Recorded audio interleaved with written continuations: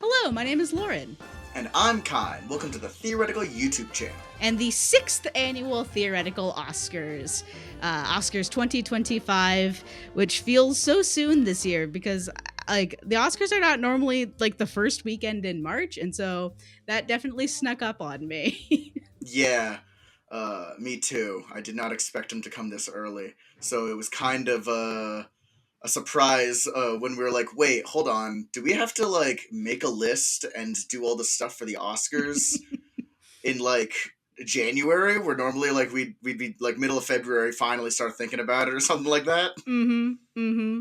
I'm excited about it. And I have the results, which surprised me several times, so I'm excited Did to they? share them. Okay, Yes. I haven't seen any of the results because I never look at them Ah. because that's stats are for nerds. That's what Google says. Yeah. Camera batteries are a thing, so let's hop right into some of the results. All Uh, right. our first category, as always, was the best stunt work, and the nominees were Deadpool and Wolverine, The Fall Guy, Furiosa, a Mad Max saga, Monkey Man, and Gladiator 2. What were your thoughts on this group of stunt heavy movies this year? I think this year was kind of a big movie or a big year for stunts in movies. Obviously, with things like The Fall Guy, and then just the way action movies are nowadays. They're the most popular things in theaters and stunt filled with stunts. hmm Um, you mentioned one in there that I don't think I've actually ever heard of, called The Monkey Man. Oh yeah, I didn't actually watch it, but I was excited when all the trailers were coming out, and it's directed by the name of that actor. What is his name? Dev Patel, who also stars in Ah, it. And it's yeah. sort of like a South Asian version of John Wick, where it's very stunt heavy, very martial arts heavy action film with a dark tone. Um, and the trailers looked really, really interesting, but I never actually heard when it released. I thought it came out Hmm. next year, but I guess not. Oh, cool. Yeah, that sounds like probably a good movie for stunts as well. Yeah, although I Hmm. do think the fact that it was little known definitely hurt its chances of winning in this category. Yeah. I was also surprised, like, you can tell it's a good year for stunts because the sequel to Mad Max Fury Road is not like the high and away winner. Like Yeah. it actually has competition. Yeah, because like when Fury Road came out, like I don't remember the other movies that came out that year, but there's no way that anything was topping it in terms of stunts. And the fact that yeah, something very similar, Furiosa. While I feel like there's a lot less stunts in Furiosa than there were in Fury Road, it's still like yeah, that there's other movies that probably even beat it, not just come close. Well, I can say they did beat it because with a somewhat overwhelming majority of the vote at 61%, the winner of this category was Deadpool and Wolverine. Interesting. I I thought disagree. I thought for sure it was gonna be the Fall Guy for I because it's the Fall Guy. I don't even think it was close. I can't tell what the YouTube votes were, but on the survey votes, the Fall Guy had three people voted for it. I'm assuming two of those were you and I, and that had 27% of the survey votes. And then YouTube definitely swung it really hard towards Deadpool. Um, Interesting. I wonder if that's just a popularity thing. Like everyone heard about Deadpool and Wolverine, and I thought the Fall Guy was pretty well advertised. mm-hmm. But I guess maybe not because I feel like anyone who watched that movie would know that it was 100% the best stunts this year. Like the movie's Right. about stunt work. They they did like I think nearly all of the stunts in real mm-hmm. life. Mm-hmm. I don't think they faked anything important, and it's not just that they did the stunts; they're impressive stunts. They broke a world record for number of car flips in a scene. And that was mm-hmm. actually not a plot point in the movie, but they mention it in the movie. I thought that was pretty funny. Have you seen it yet? No. No. I have no idea why I didn't see it in theaters, and I don't know where it's streaming right now. Although if it's HBO, then I recently got access to that. So I'm trying to make a point of watching it, and then every time I sit down, something comes up. It's very annoying because I've heard nothing but really great things. Yeah, I think it's a really good movie. One for stunts. Two, it's just a good movie. It's not just like an excuse to do a bunch of stunts. Like they actually do stuff with it, which I think is Hmm. really cool. Yeah, and then I But did. Deadpool and Wolverine, Yeah, though. I did see Deadpool and Wolverine. Yeah. I was not that impressed with the stunt where I put it on because it was a big it was like Marvel's big action movie this Hmm. year. And I was like, oh well, gotta include like the Marvel movie. I there was a lot of fighting, but it was like cartoonish fighting, heavily assisted by CGI. And like that's not a bad thing. That's the tone of the movie. But for a stunt specific category, I would have hoped it would have gone to something that relied a little bit more on the practicality and the in on set Hmm. aspects of like the Yeah. second unit. So I think there is some merit to like a really great action scene that is heavily uses CGI, mhm. because it still had to be choreographed and like built out by people who know what they're doing. It's not like you just type something into After Effects and then you get a stunt scene. But it does feel like real life stunts, like dragging a trailer behind a car through the streets, and then sparks flying everywhere, and people Mhm. actually doing that like they did in the Fall Guy. Um, it Yeah. seem a little bit more impressive. Yeah, yeah. I mean, to the credit of like have CGI assisted like fight scenes, like the counting bullet scene in the original Deadpool, I think would be a great Hmm. example of that, where Yeah. Deadpool the franchise does have really interesting choreographed fight scenes. And honestly, I think this movie was the weakest of the Deadpool trilogy in terms of stunts, but I digress. I can disagree with the results. 61% of people voted for this one, and I can respect that.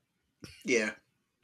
All right. Our next category is the dreaded Bechdel test, which every single year I say I want to Every retire year. it every single time. And we don't, because I'm always surprised by at least a couple of the nominees that qualify for uh, not having either two named women characters or not having them talk to each other about anything other than a man or a baby. If you don't know what the Bechdel test is at this point, watch any of our previous ceremonies. We explain it every time. Your nominees this year were Deadpool and Wolverine, Gladiator 2, Megaopolis, The Wild Robot, and Transformers 1. It's just crazy. Yeah, I was Yeah. only really surprised by like the Wild Robot. I wasn't super Yeah, surprised like by the main two. character, the wild robot, is a woman. Surely there's one other woman to talk to. Yes, but they talk about their sons. Yes. I was not super surprised by Transformers 1, um, just because of of the franchise, the nature of the Yeah. franchise, and the fact that it was, I think, solely focused on the robot characters, of which I only know of a couple female ones. So that wasn't surprising, but it was like oh yeah, that interesting. And then Gladiator 2 did not surprise me at all, and neither did Deadpool and Wolverine. And I don't know a single person who's seen Megaopolis, so Yeah. That one's just funny that it failed. yeah. Because everything about that movie is so funny. Hmm. Well, I believe the reaction from the audience agreed with your shock at the Wild Robot because it has won this category with 55% of the vote. I don't even know what was second. I don't think it was close at all. On the survey, it looks like maybe Deadpool, but it's Mhm. not. It's not even close. Yeah. It is like it's just surprising that a movie with a female lead that's not how many men are even in the movie? It's the sons. It's a pretty small Yeah, cast, yeah, the right? fox and oh wait, did Pedro Pascal play that fox? I forgot that.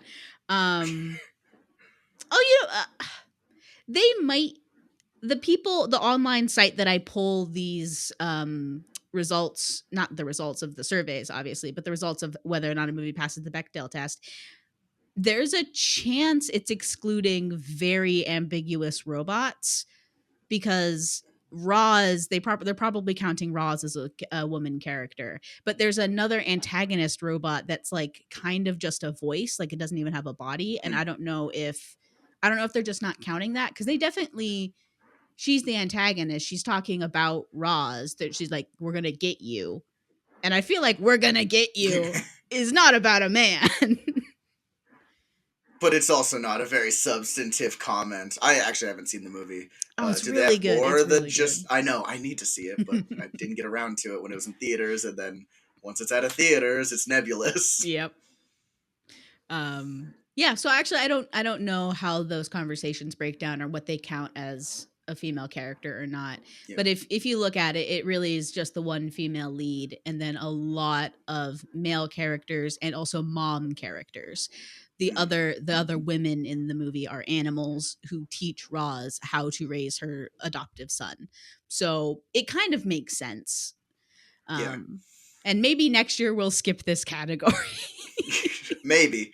I think this just it goes to show that if a movie fails the Bechdel test, it doesn't mean it's a bad movie. Oh, Nor yeah. does it even mean it's a sexist movie. No. Like, it's just a test that someone came up with for a comic strip, and it was funny at the time. And it caught on online, and now it's a universal symbol for, I guess, sexism in film. I'll also say this was our most voted on category. Oh, I really? think it had over 50 votes total. And so it's good for SEO. Yeah.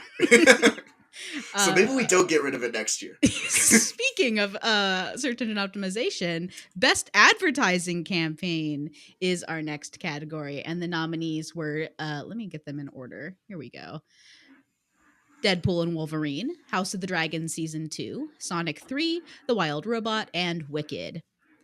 I really, really wanted to put Wicked in worst advertising campaign, but every time I brought this up to another person, they disagreed with me. And so I was outvoted. Yeah, I didn't feel very inspired by the Wicked advertising campaign. Like, it kind of just seemed like it was advertising the movie just as like it. I don't know. It just didn't feel very special, right? Like, compared to Yeah. other advertising campaigns we've seen, where we went like, "Oh, that's a really good one," where they do something interesting with it. This one kind of seemed somewhat like a generic advertising campaign, and somewhat even like a boring advertising campaign. Like, the thing I brought up to you at some point was like, the whole advertising campaign just seemed like green versus pink. Yep. Just everywhere. Every time they wanted to advertise it, it was just, we'll have a green thing and a pink thing, and that's a Wicked advertisement now. And it's like, okay, I guess that is interesting, but it seems just kind of uninspired and boring to me. Yeah. The other thing to note is that I think it was like I think the combined marketing budget for both Wicked Part 1 and Wicked Part 2 eventually, I think, is over $3 billion. No, $300 million, I think. And I believe the production budget for Wicked is half that. It's like 160 million, something like that. They spent twice as much to advertise this movie as they did to make it. And this was not a small movie. And also the advertising was just turn things pink and turn things green. And so it frustrated me, but also it was pervasive. I think it was the most, like, if you ask someone what movies came out in 2024, I think Wicked would be on the majority of people's lists. So Yeah. I think it was well advertised in the sense that people heard there was a Wicked movie. And it had a lot of word of mouth advertising too, of people like talking about it on social media and just sharing it with friends. And it was in the cultural zeitgeist for a long time this winter. So I will allow it to be on best advertising. The list. Mm-hmm. What else is on the list that we can complain about? Well, I don't know about complaining. I think Deadpool and Wolverine was another one that's like, oh yeah, people like it was the only Marvel movie to come out last year. So it got probably the majority of marketing budget that would normally be spread out a lot of films. And so that's another one. It got a lot of word of mouth. Oh, I know yeah. that. Yeah. Yeah, and that was like the summer release, not just for Marvel or not just for Disney, but like for a lot of theaters. The one that like no one, I don't think it got a single vote anywhere. The one that I liked the best was House of the Dragon season 2, because of some of the really cool stunts that they pulled, like turning. So like the thing about House of the Dragon is that it's the blacks Oh versus the yes. greens, and they took major towers, or specifically the greens, the family is called the High Towers, and their color is green. So they have this green beacon. And so one of the things they did is take the Empire State Building and they put a giant dragon on the side of it and lit it up green with huge banners, as if New York has declared for the Greens. And then I think the blacks did something else, like somewhere in Paris, or like Mhm. somewhere else, like another major landmark. I'd have to look up what it was specifically. But it had this like practical element of like, look, the conflict is in the real world, and it's silly and it's fun and it's a TV show premiere, but it's a different type of red carpet experience that I thought was really creative, specifically for this show. Mhm. Yeah, and that's what we're talking about when we like try to put things into the list for best advertising campaign. It's like someone that like did something special with it. Hmm. Uh, like there's an advertising campaign for every movie, and most of them are pretty generic. But when they do something like that, it's automatically on the list. And that's some of my favorites when they do something super special. Yeah, I also really liked the Wild Robot, especially the teaser trailer. The one that like basically had no words and was kind of just like, Yeah. look at this robot and look at this island and look how cool it is. It's just a really, really strong teaser trailer that I always looked forward to when I was like seeing like I think the first time I saw it was before Kung Fu Panda 3, 4, Kung Fu Panda 4. Four. Yeah, and I was like, "What is this?" And it got me excited about the movie, which I ended up liking too. So it's one of Yeah, my so that favorite one's just like trailers this solid. year. Yeah, just Yeah. solid. Do you have any predictions for what won though? I mean, judging based on what I've heard as well as you've heard when talking about Wicked, I think people have other opinions than us regarding its advertising campaign. And since it probably was the most popular movie of the year, if not at least the second half of the year, I think that might have been voted best. I think it was second. Yeah, it looks like it was second. Wow. But with about 40% of the vote, Deadpool and Wolverine came out on top, Mm, which makes sense to me. I think Wicked has that recency bias, but if you're actually looking true. at the entire year, I bet Deadpool. No, I think they were tied for. I think ooh, lots of sound. I think they were tied in prevalence of what reached to me, but maybe our specific online audience, more of the action hit than the musical stuff. So Yeah. yeah, I Cool. will I'll respect those results. Yeah. And for the worst advertising campaign, I made this list and then I realized how many of them ended in two, and I find that hilarious because it's Dune 2, Inside Out 2, Mean Girls, Megaopolis, and Moana 2. So a lot of sequels, one reimagining, and one reboot. Also it's not a reimagining, it's an adaptation of the musical, which was an adaptation of the Yeah. movie, which was an adaptation of a nonfiction book, and no one knew it was a musical when it was coming out. And it came out in January of 2024. So it was lumped in with all of the Christmas releases, which also last year happened to have a bunch of stuff that people didn't know as musicals, like Wonka, and there was one other one, and there was and Mean Girls. And it's like, what is with all of these things that are not being advertised as musicals? And then I show up and they're singing at me.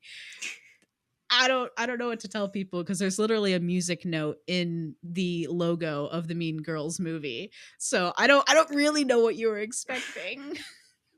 I mean, yeah. Were they expecting to just go in and see like a Mean Girls reboot? Maybe. Like, maybe. Even then, why are you going to go see a Mean Girls reboot? like, why did that movie need a reboot? If not to do something special with it, which I guess is adapting the musical. But yeah, Yeah, a lot of otherwise, sequels, reboots. Megalopolis is in there, which is yeah. still absurdly funny. how how prestigious the film is supposed to be and how ridiculous it is. And it just keeps getting thrown in with the worst of the categories. Right.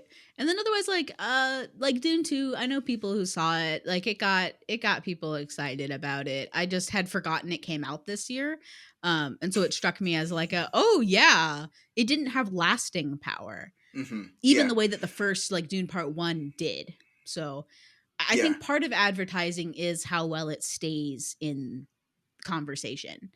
And that movie fell off. Inside Out 2 is just following this recent trend of Pixar and Disney movies having terrible trailers, and then like some of the movies are really good and some of them are not as good, but all of the trailers are bad. And Inside Out 2 suffered from this, where I was like, I don't think Inside Out is one of my favorite movies of all time, and I thought all of these trailers sucked and I was dreading going to see this sequel, and then I saw it and I was like, oh no, it was really good. yeah. So yeah, I have a particular vendetta against the Inside Out 2 advertising campaign. Okay. Yeah. And then Moana 2 was this whole Well, thing. yeah, Moana 2 is a TV show adapted to a movie, and then there were other controversies around it, and it ended up coming out, and no one talked about it, talking about that lasting power, and it kind of just faded into the abyss after not really even having an imprint ever. Yeah, and like I exist on the Disney side of the internet. I consume so much Disney content. I talk to people about Disney movies in my everyday life. And besides our immediate family, I do not know a single person who went to see Moana 2. And part of that is that it shared its release with like Wicked and Gladiator, and Yeah, like yeah. it picked a bad weekend. But at the same time, it's the sequel to one of Disney's most successful movies of the last decade. And it was just ignored by so many people.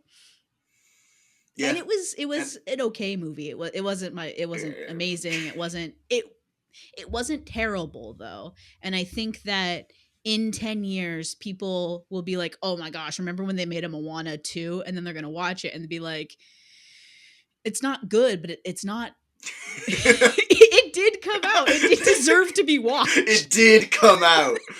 They did do that. If a The movie ever poster, it doesn't come out, exists. yeah.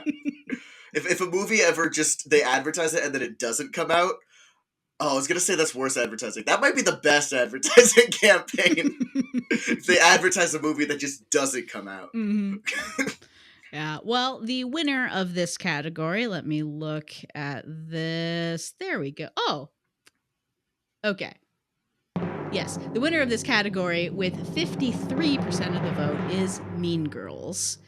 And the realization I had is that I did have the data for Wicked, and it did for the previous category, and it did come in second at 36. That was, I think that was off by one vote. Anyway, Wow. All right. worst advertising campaign, Mean Girls, probably because of the musical stuff and people's, I don't know, general fatigue of reimaginings, maybe too.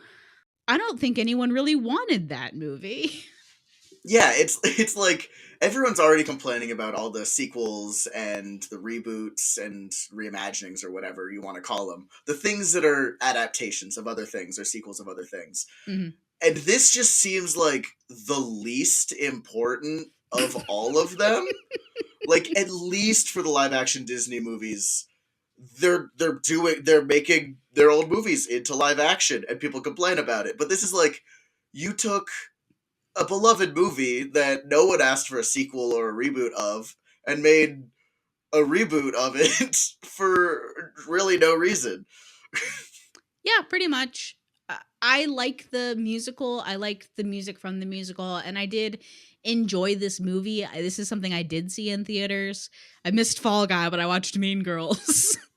um, and I liked it. I didn't love it, and I didn't like the advertising for this movie. So I'm happy with this result. Um, yeah, I think Inside Out 2 personally affected me more, but I'm not surprised. Yeah, I didn't mention the advertising even, but I, for one, being not really I was gonna say I'm not really in the sphere that it would be advertised to, but what sphere is that even advertised to? Millennials? Yeah, like I never. I mean, I saw a few advertisements of it, but it was like when I did, I was like, they're doing a Mean Girls reboot. Like, whoa, that's interesting. And then it was that. That was it. I never even got an explanation that it's a musical. So if I wanted to go see it, would Mm. not have expected a musical. But it's just like, yeah, I saw maybe 2 trailers ever. Yeah. All right. Moving on to a much happier category, the best single shot from any movie this year. So, not a Mhm. frame, but like the time that the camera before a cut. You know what a shot is, Yeah. audience. Our nominees this year were Anxiety's Frozen Whirlwind, The Defying Gravity Battle Cry, Fall Guy breaks the car flip record, Moana can almost outswim lightning, and Vi fights Warwick. Do you understand all of these names? Vi and Warwick are from Arcane, Mm-hmm. right? Yes. Okay, cool. And then, yeah, Anxiety is from Inside Out too, and the others are from other things that I forgot.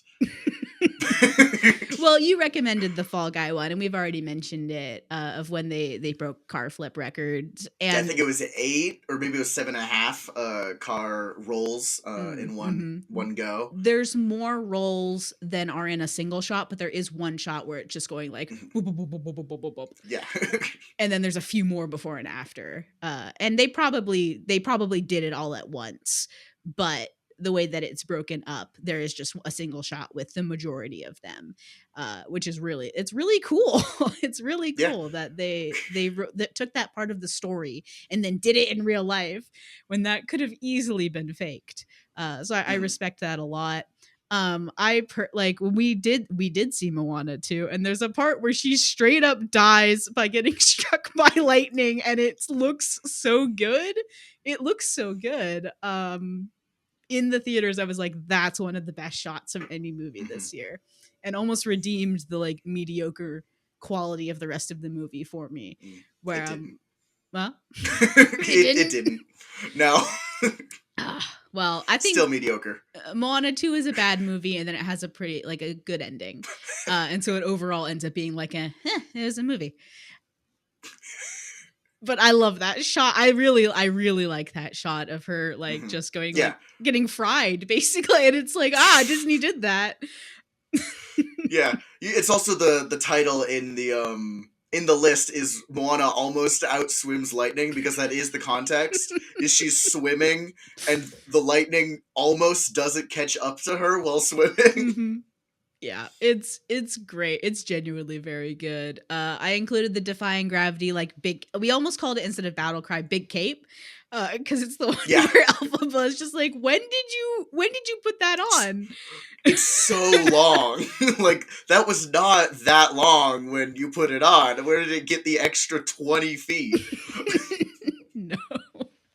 And then so I put Vi fights Warwick on the list, and that's because you asked were there any like good shots in Arcane, and I was like, oh yeah, there were. Like, it's a really visual show. And the one I almost put on instead was a biblically accurate Heimerdinger, which if you've seen the season 2, you'll know what I'm talking about. And there's a lot of moments that are really good, but this is one where it was like a snap of like, what was a really good shot from this season? I was like, oh, well, this one, it came to mind. And it did pretty well in the voting. I will say it didn't win, but it might have been second place. And then the Anxiety Frozen Whirlwind from Inside Out 2 is such a cool looking scene.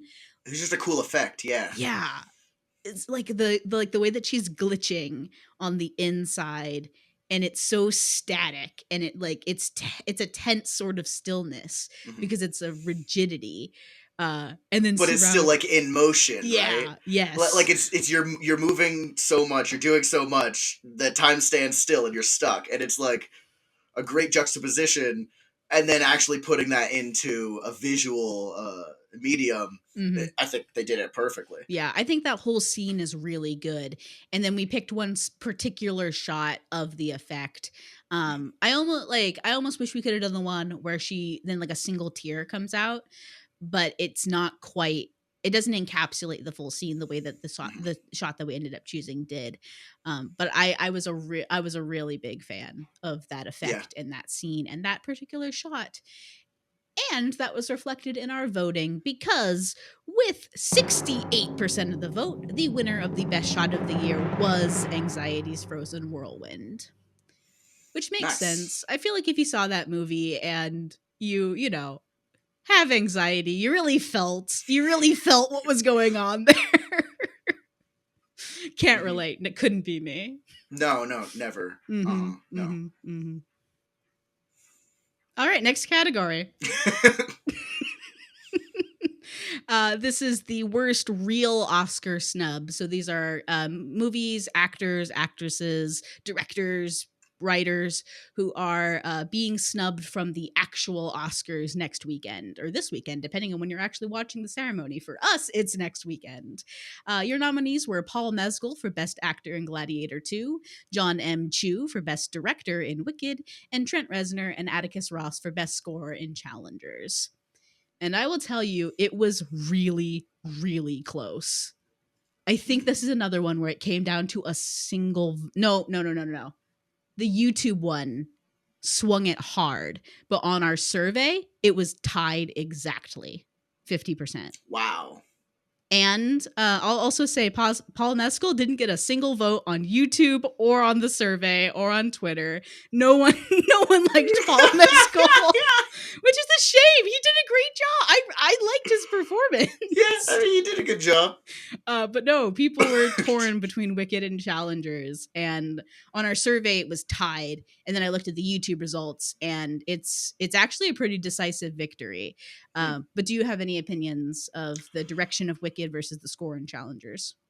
I actually haven't heard anything from Challengers. I haven't heard the score. Eh, Anything? Have you listened to it? Any points you want to make about it? I've listened to like some of the bigger songs. I couldn't name any of them.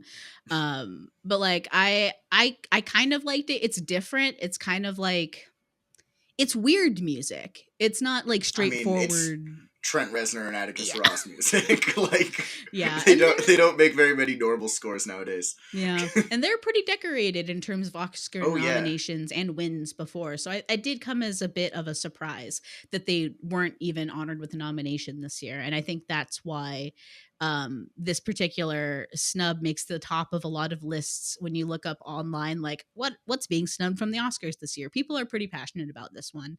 And it makes sense to me. I always like when we do this category to include a score on it. yeah.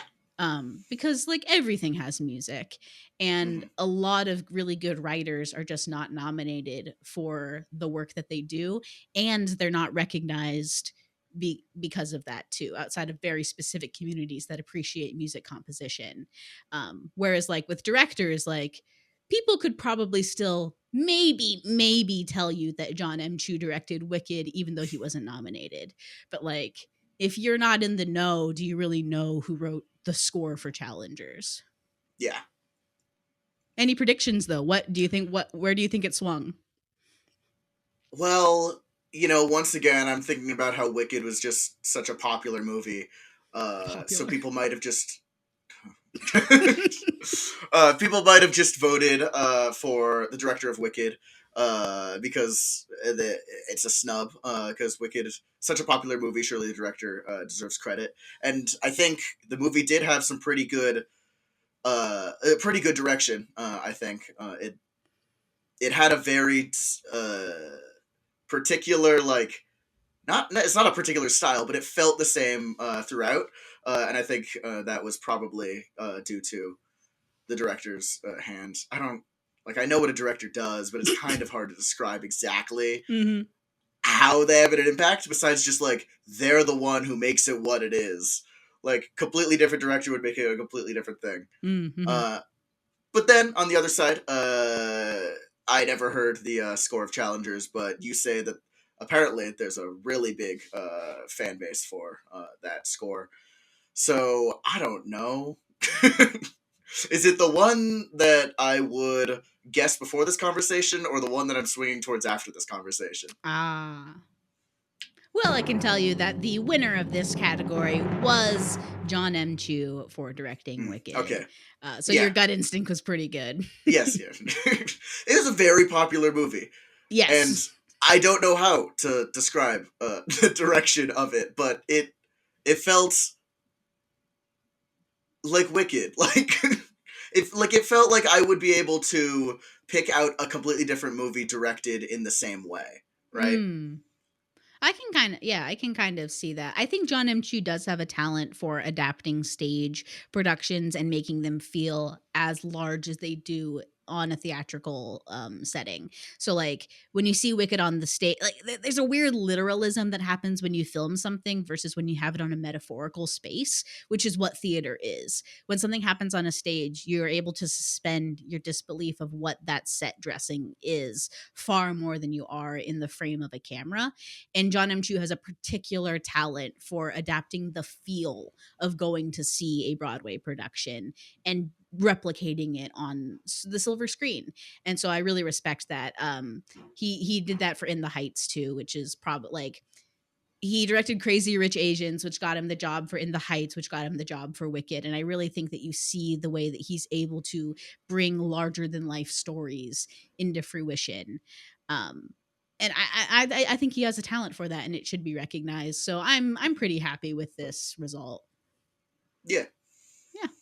Yeah. Also, the Dancing for Life sequence went from like one of my least favorite songs in Wicked to like being like one of the best scenes in the movie. And I think that Oh comes yeah. from direction and also stunts and also like a lot of different people had a hand in that, but one of the biggest is the directors for the creative vision of making it happen. Yeah.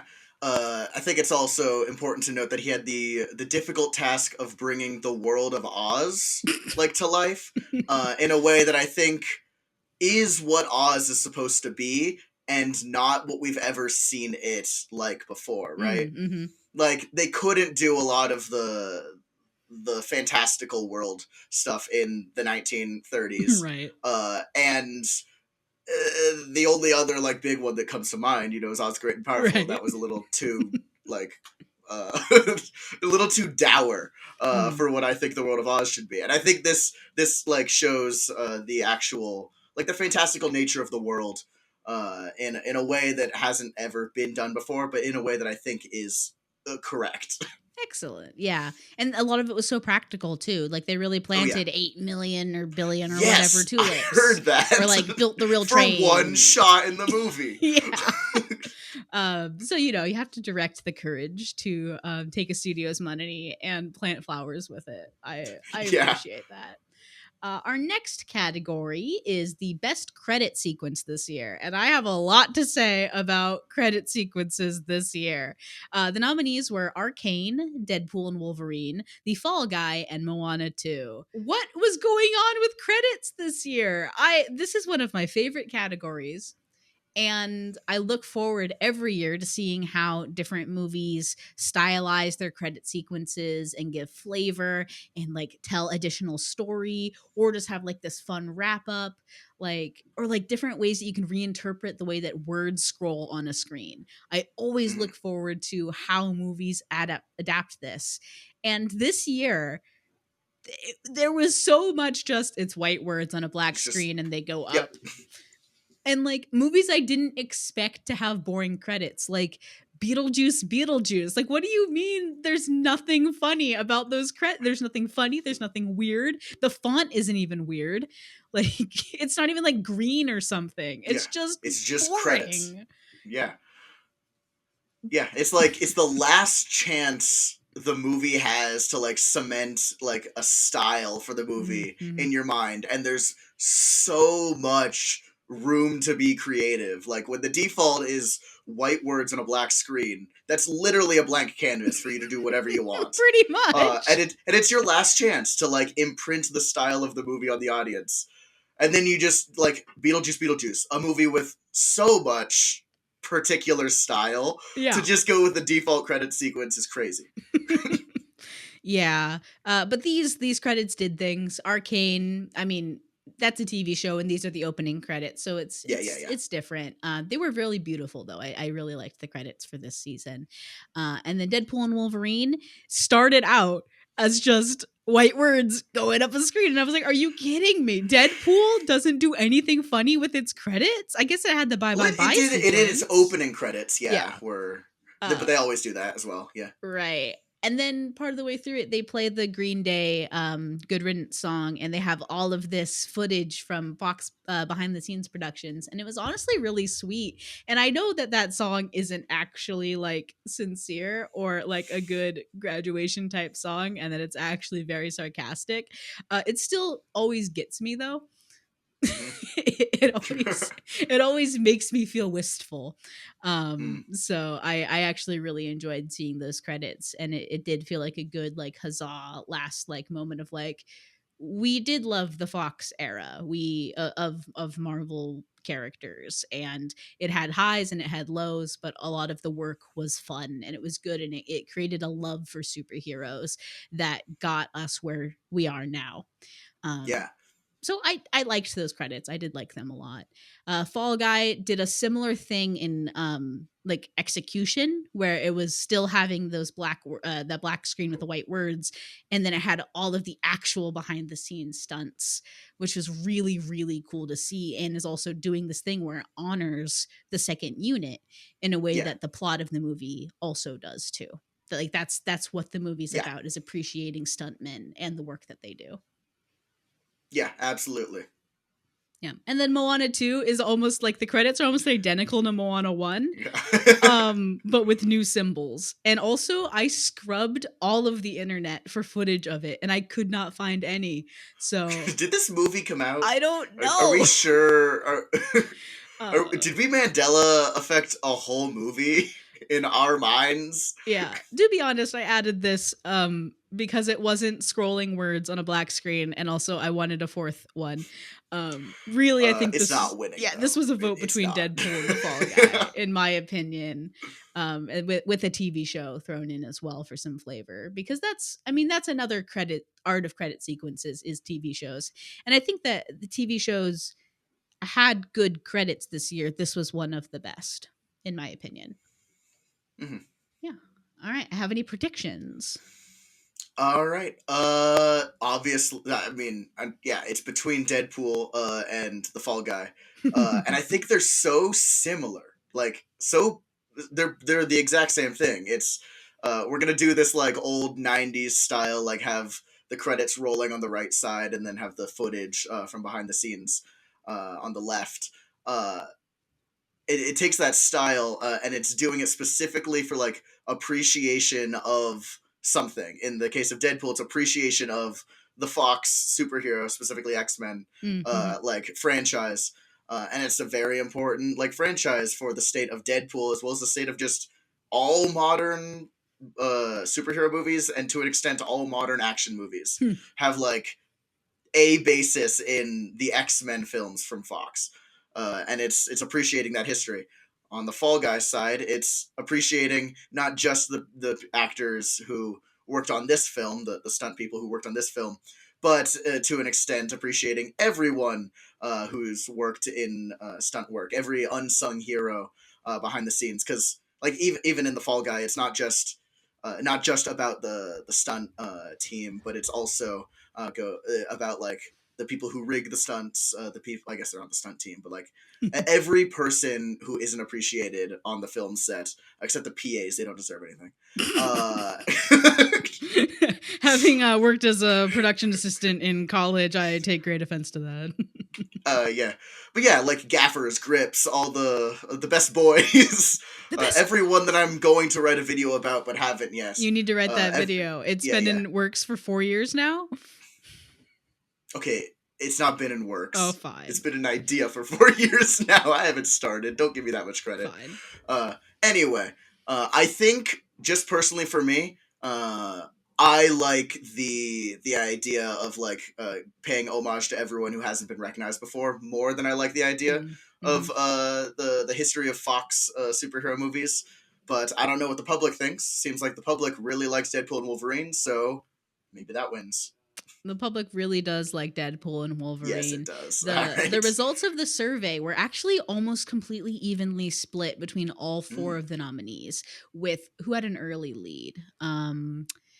Deadpool and Arcane both had 3 votes, and the other ones had 2 votes. So like Mm. very, very close. And then you get to the results of the YouTube survey, polls, Yeah. and it swung so hard to Deadpool with a 54% majority overall. Deadpool won best credits, with Arcane Mhm. being the next highest at 13%. You know what? I think that might have just been the opening credits as opposed to closing credits, That's true. because those were one very good, Yeah. very entertaining. Mhm. In their credits, it looks really cool, as well as the public really latched onto those credits. Like, "Bye Bye Bye" was like top of like one of the most used sounds in TikTok. I guess that's how we measure how popular noises are nowadays. Yeah, and that's true. I guess if you filled out the survey, you were more likely to have watched our nomination video, so you would have seen which credits we were talking about. But if you fill out the YouTube poll on our community tab, it would just say credits Hmm. Deadpool. And if you're thinking of like, okay, what were the Deadpool credits? Oh, the not NSYNC, Backstreet. Wait, which one is it? It's in sync. NSYNC. Yeah, like that makes so much sense. I Yeah. I agree with you. I think they voted for the wrong ones. Well, I mean, those. I mean, it's not the wrong ones. They're still credits. Like, if they voted for those, and they were saying that those credits were even better than Deadpool's later credits, and Yeah. I guess also better than the Fall Guys credits. That's true. I think Deadpool did have good opening and closing credits. I do think the Fall Guy deserved more votes, but I also understand. I understand how these results Mhm. shaked out. Yeah. I was surprised Arcane did so well, but I'm also not surprised because it's a beautiful sequence in a very visually intriguing show. So Yeah. pretty happy with that. Our second to last category is the worst sequel or adaptation. And we have lots of nominees this year, including Beetlejuice, Joker Folia Do. Is that how you pronounce that? I'm not French. Oh, okay. Craven the Hunter, Madam Web, and Mufasa. I could not believe that Craven the Hunter and Madam Web came out in the same year.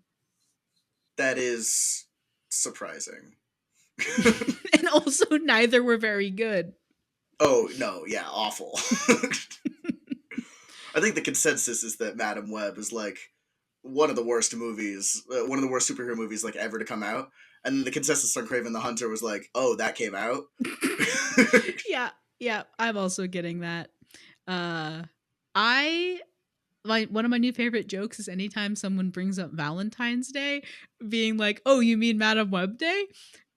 Oh, And I will continue to do that. Like, what's something else came out on Falcon and the Winter Soldier came out on Valentine's Day yes, this year, and or the Captain America yes, not Falcon and Winter Soldier, Captain Brave America: New Brave World. New Yeah, World. And every time someone brought up when that movie was coming out, I was like, wow, Captain America's coming out on Madam Web Day. And it's not funny. But I enjoy that joke so much.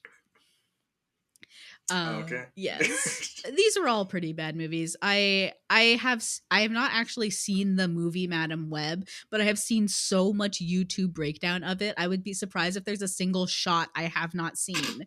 I have watched extensive like breakdowns, not just criticisms, but like people genuinely trying to understand what happened in this movie, to the point where like I've seen Madam Web. I have been avoiding Mufasa because I will not pay extra money to go see that. It is the first live action remake that I have not seen in theaters from Disney. And I'm genuinely dreading when I will have to watch it when I eventually get around to it. Were you was it the same family trip that we both saw Beetlejuice, or were you still at college? No, I was at college. Okay. That's a weird movie. That's a really I never weird. actually Oh saw my it. gosh, it's so weird and it's so bad. Oh, It's really bad and it's strange, and there's like 6 different plot lines and none of them are like they don't work with each other. Everyone has a different goal and they're not it's bad. And then, hmm. Joker's kind of it's its It own happened. thing.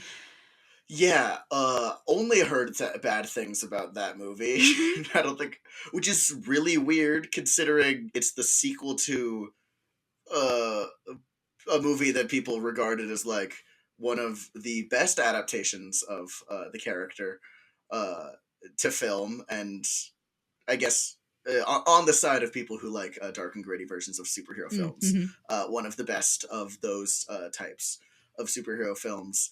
To have the sequel be so poorly received, especially with like Joaquin Phoenix saying like back then when the first one came out, he was like, "Yeah, I'm not doing another unless they give me like a really good script." And then they gave him this script, and then he's like, "Yeah, let's do it." And people are like, "Oh, Joaquin Phoenix is on for another one," and then it's just horrible. Maybe he just really wanted to do a musical. Also, talk about another Maybe, film that was sort of advertised as what it was supposed to be.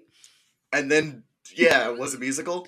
It was a musical, but not like as I understand it, not like a fun kind of musical. It was like a jukebox musical of songs from the 1930s that no one has heard before. Okay. It's like a broken jukebox. They um, can't put new discs in, so it's just got the old songs that no one knows. yeah, yeah. I don't think I've heard a single good thing about that movie. Um, and I haven't seen it partially because I haven't seen the first Joker, and so I had just had very little interest. But I have enjoyed looking at people making fun of it, which is not the best faith criticism. Like True. I do indulge. I try when I watch things online, particularly around movies, to put my like faith in creators who I trust are having sound judgments based on like personal preference and not just like saying things to get attention, Yeah. and genuinely giving movies the benefit of the doubt. I do, however, sometimes still indulge in this movie was bad, here's how it sucks. Yeah. And it is funny to complain about a movie. Like, if you get more enjoyment out of complaining about a movie than you would about the movie, there's merit in that. Yeah. But maybe the movie isn't as bad as you're saying. Yeah. And I think if you look at like the collection of all of these nominees together, you have another like sequel that I don't know anyone who really wanted a Beetlejuice sequel. People are excited when they announced it, but like I didn't know anyone who was like, you know what they should remake is Beetlejuice. Honestly, I would have been more excited with the musical adaptation of of the musical than I Yeah. was with Mean Girls because I really like the Beetlejuice musical and it's really popular online. So it was almost like a missed opportunity. Anyway, Yeah. uh like that's more of this sort of like fatigue over remakes. Mufasa is also a remake, but it's also a prequel. I guess it's not a remake, it's its own weird thing. Craven the I Hunter. liked the idea of Mufasa. Like I Mm, was excited for Mufasa mhm. until the reviews started coming out and it was bad, and then I never ended up seeing it. But I never even saw the live action Lion King live action Oh, as much as that really? can be. Hmm. Yeah, no, I never even saw that one because I was like, I've seen the Lion King. Is there anything this is really gonna add? And the answer is Beyonce. Uh, but Who was fine, she sang very well. yeah, but yeah, no, I was excited for Mufasa because it was like, okay, I've always like said like live action adaptation or live action animation or whatever is okay if you do something new with it. That's why like I love the Jungle Book live action remake because it's not the original Jungle Book, the Mhm. 2D animated one. It's still the same storyline, but it's different and it does cool things with it. So I was like, okay, yeah, Mufasa are gonna tell a completely different story with this really cool style of photorealistic animation. But then I heard that it was really bad, and I just ended up not watching it. Mhm. We have different opinions on both Jungle Book and the quality of live Do action we? animation of over the last decade or so. Um, but yeah, I agree. It would have. I was more excited about Mufasa than I was about the original Lion King because it does have that originality piece of like, okay, tell a new story, transform this character. Um, and I have yet to see it, but I couldn't stand the trailers. I didn't like the visual look of the way that this translated to screen. I didn't like the faces. I didn't like how gray everything was. I was really not looking forward to it. And so it did have me make the decision to be like, this is the first one I'm not going to go pay extra Wow. to see. I will continue to pay my Disney Plus subscription, and I will watch it at home eventually. But I can't stomach paying $10 more. Yeah, Yeah, and that's a me yeah, problem. interesting. Yeah, Yeah. The Lion King was the first one that I didn't watch, and then I think I've watched like 2 of them since. Oh, very nice. Yeah, Yeah. I And haven't watched then very is many. it Spunked? Is that the Sony Spumsy, the Sony Pictures universe of Marvel characters. Spunked? Yeah, no T on the end, but yeah. Okay. This was the death of that, wasn't it? Isn't that over with Craven the Hunter? Yes, that is completely over with Craven the Hunter. All right. What an interesting end. Did they? People like Venom. They liked Venom movies. I was like, yeah, the last Venom also came out this past year, didn't it? It did. Did Sony release three They released movies this year? 3 movies. That's a lot. Interesting. And then they died. Yeah, pretty much. I don't really know if that will be missed. I don't don't think so. I wonder Maybe if you people were to like make, Venom. yes, people like Venom. I was just thinking about the last category with the credits and like what behind the scenes footage would you have pulled for like Morbius and Madam Web and like Craven the Hunter. I feel to like do like a last like hurrah. well, like I obviously don't know much about the behind the scenes of those movies, but it feels like those sets must not have been fun. I can't imagine people having fun making Madam Web. Yeah. We've talked about this category a little bit long, and I can tell you that the winner with only 39% of the vote, so it was really close, is Joker. And with 31% behind was Madam Web. And I think that is reflective of what I heard people talk about this year, where people were really interested in why Madam Web was so bad, and people were just disgusted with why Joker was. Yeah. But yeah, I think those are the movies that I heard the most bad criticism about. Which All right. brings us to the 8th Subscribers' Choice Award, aka Best Picture for Nerds. What were the actual nominees? Because I have what people wrote in as well.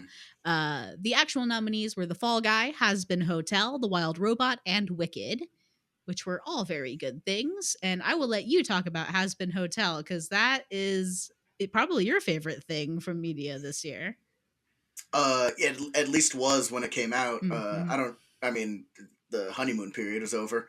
But yeah, no, I still really like Has Been Hotel. I was astonished that I'd never heard of it until it actually came out, considering the pilot had been out for 4 years. It's like perfectly right up my alley. Mhm. Like it's everything I like. It's like a Disney princess, but she's like the princess of hell. Mhm. And it's like, yeah, that's pretty sweet. And the music is fantastic. The characters are really cool. I'm excited to see where it's going in the future. Mhm.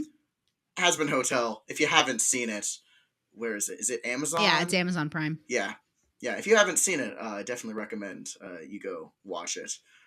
If you like that sort of thing, it's animated as well, and I love animation. You know, it's the perfect movie for me, and it really hit. As well as I think my other nominee for this category was Fall Guy, another movie that I really liked Fall Guy. I'm super into the background part of movies. I really like appreciating like the behind the scenes stuff like that. So Fall Guy really worked for me. Excellent. Yeah, I think my 2 nominees were The Wild Robot and Wicked. I kind of threw Wicked on there because I knew that was one of the most popular movies, and this is a populist category, and I also enjoyed it. I really enjoyed Wicked this year, but my favorite movie was The Wild Robot. I really enjoyed it. I also liked Inside Out too. As I'm like looking up, like I have like above my computer, some like not handmade, but 3D printed all of the Inside Out emotions that a very dear friend of mine made me for Christmas. And so it feels wrong to say like The Wild Robot was my favorite animated movie this year while all the emotions are staring down at me. But the truth is it was, and it was beautiful and a very nice story. And I'm actually like, it has inspired me to work on another video that will be coming out probably months from now. But like, I've bought all of the Wild Robot books to do it. I'm gonna rewatch a bunch of movies. I'm gonna do a really deep dive into Chris Sanders' career, because I think this was like some of his best work. And so yeah, The Wild Robot was my favorite movie. Some of our other write-ins, we just had 2 other ones, which were Dune Part 2, and someone has added because it should be way more appreciated, which makes sense with we're talking about the cultural fall off. Yeah. I mean, I heard good things. Like I didn't. It was good, as what I hear. I didn't see Dune Part 1 either. And then Flow, which is that a short or is it? What is Flow? Flow. It's nominated for an actual Oscar, isn't it? Yeah. Is that a short or is it a movie? Probably a short film. Flow Sounds like a short 2024. No, it's a film. Oh, is it? Yeah. Interesting. Oh, it has nominated very for? good Rotten Tomatoes score. It has a 97. Interesting. Is it nominated for Best Picture? Is that it? I would imagine it's probably for best animated feature. Huh. It's animated, so it can't be nominated for Best Picture. Oh. I mean, Beauty and the Beast was. Oh, did it win? No. Okay, so it looks like it's about a cat surviving a flood. Oh. Interesting. Okay, I'm gonna look that up. Look into it. Yeah, because I love animated movies. Yeah. Any predictions for what won the Ace Subscribers Choice Award this year? I think it'd be really cool if something won that we didn't personally nominate. But yeah, there was that many Dune 2 votes. Yeah. Yeah. I mean, yeah, that's like we're not the people who decide what's the best. Mm-hmm. So I think it'd be really cool if something that we didn't even think of won, but I doubt it. I think it's much easier for people to just vote for something that was there. But yeah, I think out of the 4, I don't actually know, because I don't think Hazbin Hotel won because it wasn't popular enough. Everything else indicates that Fall Guy wasn't that popular. The Wild Robots, really good. But also, wow, we chose a lot of niche ones. I guess Wicked. Wicked's the most popular of the bunch. Wicked did not get that many votes. I was shocked. Yeah, so the results of our survey were very different than YouTube. And this was one of the more heavily voted on YouTube categories with almost like 30 votes. So it really swung hard. The winner far and away of the survey was The Wild Robot with like 40% of the vote there, with a close second by Hazbin Hotel. And then the YouTube results with a 47% overall score is Hazbin Hotel. Wow. Yes. See, I'm justified. I liked it. Yeah. They liked it too. Yeah, Wild Robot was second with only 20%, so it like more than doubled.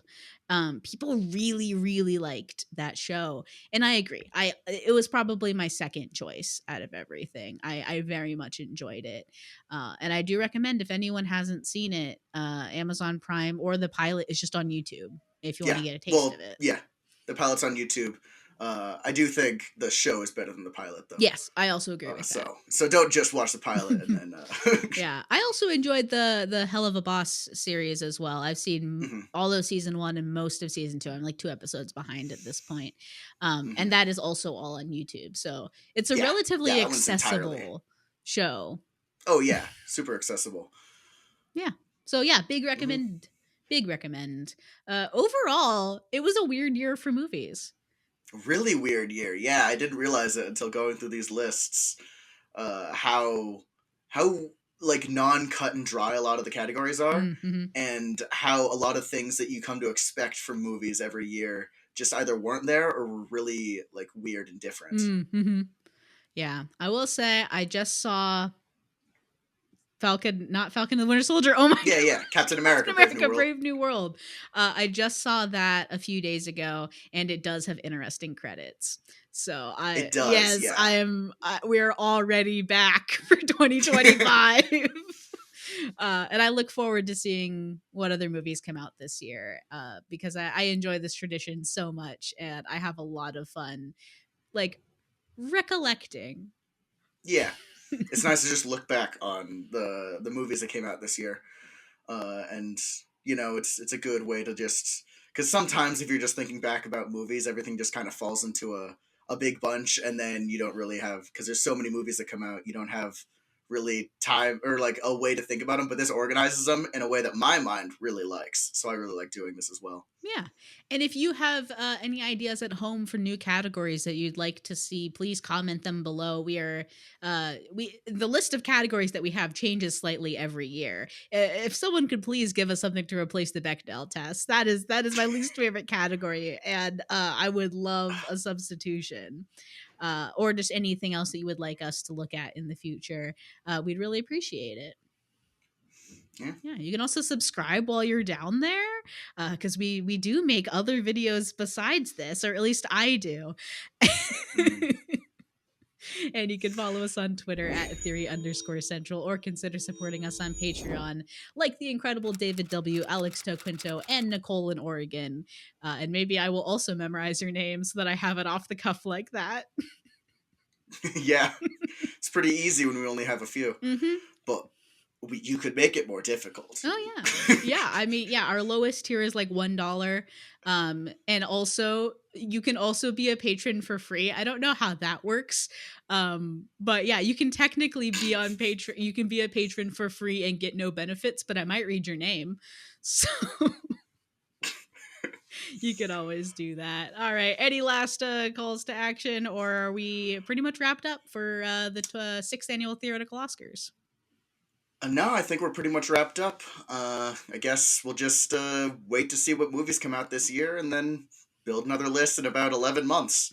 Very cool. Are you excited for anything in particular? Yeah, I think there's going to be a lot of cool Marvel projects this year.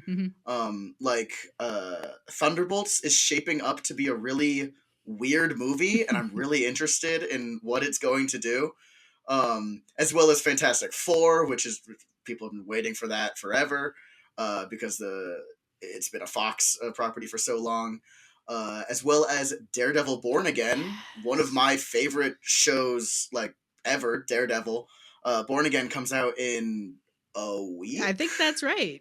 Yeah, so I'm looking forward to all those. And then I don't know what else, but I mean, I'm sure there's some other great stuff coming on the horizon. Yeah, the only thing on the tip of my tongue right now, I think it also comes out next month, is like Mickey 17. And I've seen some really cool trailers for that. So yeah, excited to talk about all of this next year with you. But until then, thanks for watching, and we'll see you later. Look out for yourself!